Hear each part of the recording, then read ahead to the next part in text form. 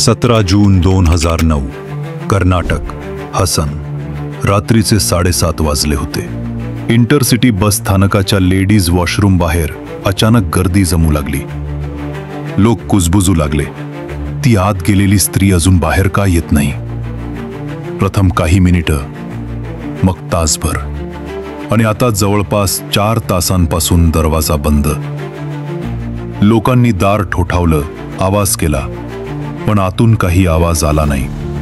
2 महिला कॉन्स्टेबल्स येतात, त्यांनी दरवाजा ठोठावला, पण आतून काही प्रतिसाद आला नाही। आणि मग दार तोडण्यात आलं। दार उघडताच सर्वजण हैराण झाले। जमिनीवर एक तरुण स्त्री पडलेली, तिच्या तोंडातून फेस येत होता, तिचे हात अजूनही थरथरत होते।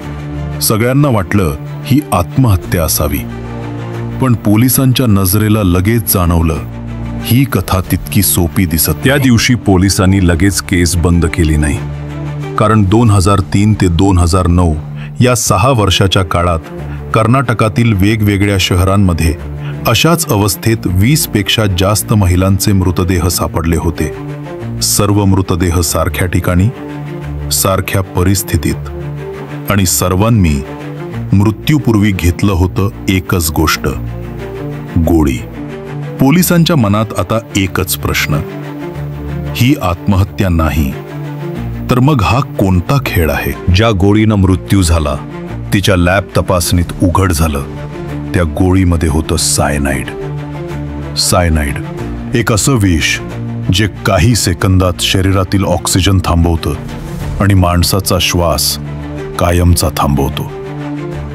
2009 मध्ये पोलिसांना पहिल्यांदा जाणवलं, कदाचित या सर्व मृत्यूंच्या मागे एकच माणूस आहे। एक असा माणूस जो विश्वासाचं विष पाजतोय। त्या माणसाचं नाव अजून कुणालाच माहीत नव्हतं, पण काही आठवड्यानंतर एक अशा मुलीचं प्रकरण समोर आलं ज्याने या संपूर्ण रहस्याचा मार्ग दाखवला। ती होती अनिता। 15 जून 2009, 2 दिवस आधी बारीमार गावातील 22 वर्षांची अनिता घरातून पळून गेली होती।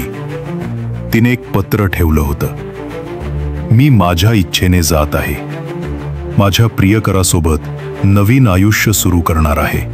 आणि त्या क्षणी कुणालाच कल्पना नव्हती की ही चोळ एक अशी साखळी उघडणार आहे जी कर्नाटकातील सर्वात भीषण सिरियल हत्या दाखवेल। त्या दिवसापासून पोलिसांची झोप उडाली होती। आता एक हरवलेली स्त्री, एक सापडलेला मृतदेह, आणि मागील 6 वर्षातील 20 मृत्यू, हे सगळं काहीतरी एकमेकांशी जोडलेलं होतं। पण कसं, कोण आणि का? उत्तर शोधायला आता कर्नाटक पोलीस तयार झाले होते। बारीमार गावात अनिताच्या बेपत्ता होण्यामुळे तणाव वाढला होता। लोक रागात होते, अफवा पसरल्या होत्या, ती एका मुस्लिम तरुणासोबत पळाली आहे। त्या अफवांमुळे दंगल उभी राहिली। पोलिसांवर प्रचंड दबाव होता। त्यावेळचे सर्कल इन्स्पेक्टर नांजुंद गौडा यांनी तपास हाती घेतला। त्यांनी शोध सुरू केला।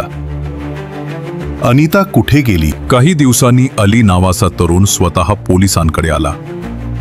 त्याच्यावर गावकऱ्यांचा संशय होता। तो म्हणाला, मी अनिताला ओळखत नाही सर, ती कुणा दुसऱ्यासोबत गेलीये, पण लोक म्हणतात मी तिला पळवून नेलं। पोलिसांनी त्याचा पुरावा तपासला, फोन रेकॉर्ड, त्याची हालचाल, सगळं स्पष्ट होतं। अली निर्दोष होता। पण मग प्रश्न उभा राहिला, अनिता गेली कुठे? 3 दिवसांनी हसन पोलिसांना बसस्थानकातील मृतदेहाचा अहवाल मिळाला। पोस्टमॉर्टम मध्ये दिसलं सायनाइड 7। पोलिसांनी ओळख पटवली, ती होती अनिता। पण आता तपास एका विचित्र दिशेने वळला। ती आत्महत्या होती का हत्या? पोलिसांनी अनिताचा मोबाईल तपासला। तिच्या शेवटच्या कॉलमध्ये दिसत होतं एक अनोळखी नंबर, कावेरी नावाच्या स्त्रीचा। कावेरी, एक रहस्यमय महिला। तिच्याशी अनिता अखेरपर्यंत बोलत होती। पोलिसांनी चौकशी सुरू केली, पण कावेरी आधीच बेपत्ता. पोलिसांनी कावेरीचा कॉल रेकॉर्ड मिळवला. त्यातून अजून 2 नावे बाहेर आली, विनुथा आणि पुष्पा. दोघीही हरवल्या होत्या. दोघींचे मृतदेह बस स्थानकातच सापडले होते. 20 महिलांचा समान पॅटर्न, गोळी, सार्वजनिक ठिकाण आणि सायनाइड. पोलिसांना खात्री झाली ही सिरियल किलिंग आहे. आता पोलिसांनी सर्व नंबर तपासले. सगळ्याच नंबरमध्ये एक समान गोष्ट होती, एकच IME क्रमांक. आणि तो डिव्हाइस वापरत होता दारलक्टे. मंगळुरू येथून टीम तिथे पोहोचली. एका मुलाकडे फोन सापडला. पोलिसांनी विचारलं, हा फोन तुझा आहे का? तो मुलगा म्हणाला, नाही सर, हा माझ्या काकांचा आहे. त्यांचं नाव मोहन कुमार विवेकानंद. आणि तेव्हाच पहिल्यांदा कर्नाटक पोलिसांच्या तोंडून उच्चारला गेला एक नाव, सायनाइड मोहन. पोलिसांनी तपासात उलगडलं, मोहन कुमार विवेकानंदाचा जन्म 1963 मध्ये झाला होता. गरीब कुटुंब, पण बुद्धिमान विद्यार्थी. तो शिक्षक झाला. लोक त्याला मास्टर म्हणायचे. त्याचं लग्न 2दा झालं. 2 मुलं होती. बाहेरून साधा, घरगुती, पण आतून कारोखाने भरलेला. मोहन शिकवायचा जीवनाचं मूल्य, पण रात्री शिकवायचा मृत्यूचं सूत्र. कर्नाटका पोलिसांनी मोहन कुमारवर नजर ठेवायला सुरुवात केली. त्याचे कॉल, हालचाली, प्रत्येक पाऊल आता ट्रॅक होत होतं. मोहन एक साधा शिक्षक, पण पोलिसांना ठाऊक होतं हा माणूस 20 महिलांचा मारेकरी आहे. आता फक्त एक पुरावा लागणार होता, ज्यानं सगळं उघड होईल. त्याच्या कॉल डिटेलमध्ये एक नवीन नाव समोर आलं, सुमित्रा. पोलिसांनी सुमित्राला शोधून तिच्याशी संपर्क साधला. ती म्हणाली, हो मला ओळखतो तो, पण त्याचं नाव मोहन नाही, काहीतरी दुसरं सांगितलं होतं. सुमित्रा त्या क्षणी हादरली, कारण फोटोतला माणूस म्हणजे तोच ज्याच्याशी ती लग्नाची स्वप्न बघत होती. पोलिसांनी सुमित्राला सांगितलं, तो एक खुनी आहे. तू जर मदत केलीस तर आपण त्याला पकडू शकतो. सुरुवातीला ती घाबरली, पण नंतर ती म्हणाली, जर त्यामुळे इतर मुलींचा जीव वाचणार असेल तर मी तयार आहे. 21 ऑक्टोबर 2009 मोहन आणि सुमित्रा भेटणार होते.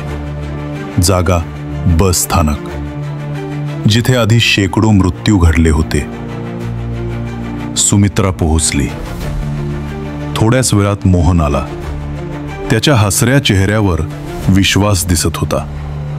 त्याने हातातली पिशवी उघडली. आत छोट्या बाटल्या आणि गोळ्या. ही गोळी घे, सुरक्षिततेसाठी आहे, तो म्हणाला. तेवढ्यात मागून आवाज, मोहन कुमार, तुम्ही अटक आहात. पोलीस धावत आले. क्षणात त्याला पकडलं गेलं. त्याच्या पिशवीत सायनाइडच्या बाटल्या, सोन्याचे दागिने आणि त्याची डायरी. डायरीत लिहिलं होतं, स्लीप पीसफुली. 20 नावं, 20 तारखा. पोलीस चौकशी दरम्यान तो पूर्ण शांत बसला होता. त्यांनी कुठलीही गोष्ट नाकारली नाही, रडला नाही. फक्त हसून म्हणाला, मी त्यांना मारलं नाही, फक्त झोपवलं. अधिकारी विचारतात, का? तो उत्तर देतो, त्या एकट्या होत्या. मी त्यांना शांतता दिली. 2013 मध्ये कोर्टाने त्याला मृत्यूदंड ठोठावला. 2017 मध्ये शिक्षा कमी करून आजीवन कारावास झाली. तो आजही बेळगाव तुरुंगात आहे. तिथे तो पुन्हा शिक्षक झालाय. कैद्यांना लिहायला शिकवतो, पत्र लिहून देतो आणि रोज सकाळी प्रार्थना करतो. पण त्याच्या शेवटच्या शब्दांनी सर्व आश्चर्यचकित झाले. मी चुकीचं काही केलं नाही, मी फक्त त्या स्त्रियांना शांत झोप दिली. तो शिक्षक होता, पण त्याने शिकवलं मृत्यूही किती शांत असतो. सायनाइड मोहन, एक असा खुनी ज्याच्या चेहऱ्यावर कधीच भीती नव्हती. फक्त शांतता होती. ही होती आजची एक खरी पण अंधारात हरवलेली कथा. अशाच आणखी थरारक रहस्य कथांसाठी ट्रू क्राईम मराठी रहस्य ते सत्य या आमच्या चॅनलला सबस्क्राईब करा. व्हिडिओ आवडला असेल तर लाईक करा, तुमच्या मित्रांबरोबर शेअर करा, बेल आयकॉनवर क्लिक करा पुढच्या रहस्य कथांची सूचना सर्वात आधी मिळवण्यासाठी. आणि अशा अजून रहस्यमय गोष्टींसाठी आमच्या सोबत राहा.